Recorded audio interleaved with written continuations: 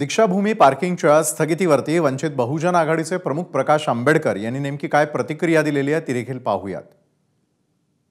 नागपूर येथील दीक्षाभूमीच्या अंडरग्राउंड पार्किंगवरून मोठा विरोध होताना दिसतोय। आंबेडकरी अनुयायी त्या ठिकाणी मोठ्या प्रमाणात आंदोलन करत आहेत। यावर अधिक बोलण्यासाठी आपल्यासोबत स्वतः प्रकाश आंबेडकर जी आहेत। सर, नेमका हा वाद काय आहे? काय एवढं जोरदार विरोध तिथं होतोय? पार्किंगवरनं पहिल्यापासूनच विरोध होता की पार्किंग इथे होता कामा नये।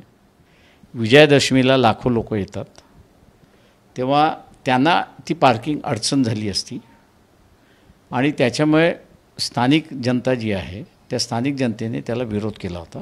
तर या संदर्भात आपण सरकारशी कुणाशी बोलला होतात का जेव्हा हा आराखडा पूर्ण तयार झाला होता? याची कल्पना तुम्हालाही असेल। स्थानिक युनिट्स जे आहेत त्या सगळ्यांनी त्याला सारा विरोध केला होता आणि आपलं नोंदवलंही होतं।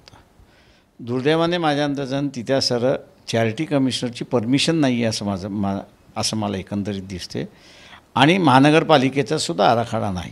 स्थगितीपेक्षा मी असं म्हणेन की मुख्यमंत्र्यांनी सभागृहामध्ये येऊन कामकाज थांबलेलं आहे हे बरोबर आहे, पण पार्किंग होणार नाही आणि ही जागा पूर्ववत जशीच्या तशी होईल असं आश्वासन मुख्यमंत्र्यांनी द्यावं।